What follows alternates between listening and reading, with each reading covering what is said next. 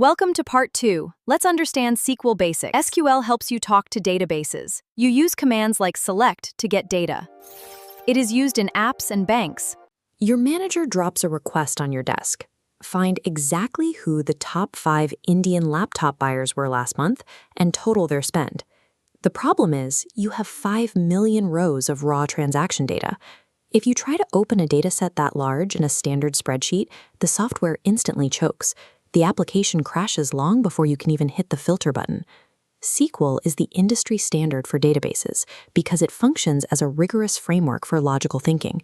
When top tech companies sit you down for a technical interview, they do not care if you have memorized every function in the manual. They are testing whether you can take a vague business question and translate it into a highly efficient data pipeline. To build that pipeline, you have to master the absolute foundation of data analytics, the precise mechanics of extracting and filtering. This diagram shows our starting point, a massive, chaotic cloud of raw data organizing itself into 2 distinct structured tables, orders and customers. We avoid pulling all that data at once. Using the from command, we target our specific table. Then, using select, we isolate only the exact columns we need for our report. Raw databases are messy. We use the AS command, known as an alias, to rename these columns into readable formats. If there are duplicate transactions clogging up our view, the distinct command instantly purges them from the output.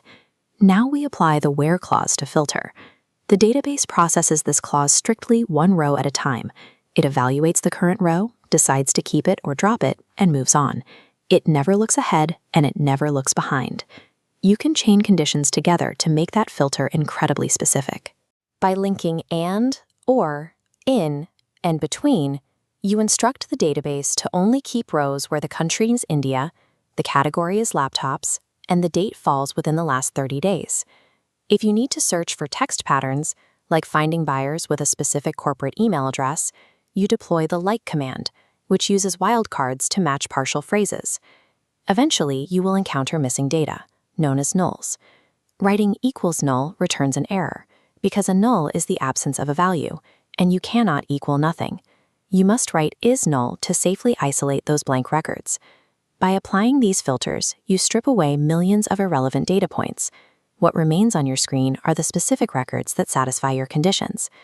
This diagram shows our filtered data, but the rows are completely out of order. We apply the order by clause, physically rearranging the rows to rank our buyers from highest spend to lowest. The manager asked for the top 5. We apply the limit command. It acts as a sharp cutoff, keeping only the top 5 rows and discarding the rest. We have the right buyers, but we still need the total numbers. To get them, we shift from viewing individual rows to summarizing the entire group using aggregate functions.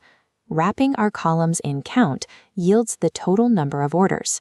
Using sum adds up every dollar those buyers spent, compressing the data into a single decisive output. Ordering and aggregating take scattered, filtered metrics and shape them into the exact format a business leader needs to make a decision. This flowchart shows the complete query. Millions of raw data points flow through successive gates: select, from, where, order by, and limit. The chaos goes in, and 5 clean lines of pure, actionable business intelligence come out. The manager has their answer. This exact sequence is how you pass a technical screen. You will sit down at a terminal and see a prompt like, find the lowest priced orders for active users, hovering above a completely blank text editor. Memorizing the syntax is just learning the grammar. True fluency is reading that English prompt, identifying the logical steps in your head, and deploying the pipeline under time pressure. Mastering these foundations establishes the entry point for the rest of the Data Analyst toolkit. Practice on real datasets, and subscribe for our upcoming breakdown of intermediate SQL. Start thinking like data professionals. Subscribe to Data Hacks Daily by RS for the next part. Keep learning. See you in the next video.